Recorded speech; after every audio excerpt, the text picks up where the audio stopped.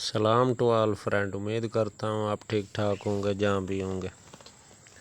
तो ये आज हम लगे हैं फ्रिजों को सेट करने में। 4-5 फ्रिजें हैं। ये मेरा शागिर्द है, अभी आपको नज़र आ जाएगा, जो कि काफ़ी उम्र का है, अभी 60-65 पार कर चुका है। तो लोग मानेंगे तो नहीं, उल्टा हंसेंगे कि इतना बाबा बूढ़ा उस्ताद है और आप शागिर्द, आप उस्ताद हैं और ये बाबा शागिर्द कैसे हो गया। वो ऐसे हो गया कि इल्म और हुनर सीखने की कोई उम्र नहीं होती। काफ़ी दिनों से मुझे कह रहा था कि मैंने सीखना है, तो मैंने कहा आ जाओ। जहाँ भी काम करने जाते हैं ना, लोग उल्टा हंसी मजाक बनाते हैं कि बाबा अब सीख के अब क्या करोगे।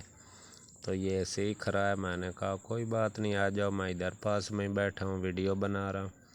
और वो आज स्कूल से छुट्टी थी, साथ में मेरा बेटा ऐसे ही बैठा है, बस कोई ना कोई चीज़ उठा के उसे दे देता है।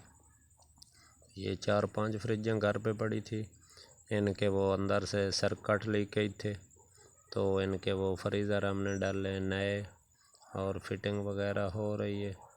और आपसे गुजारिश है वीडियो मुकम्मल एक दूसरे की देखा करें ताकि आपको सपोर्ट मिले।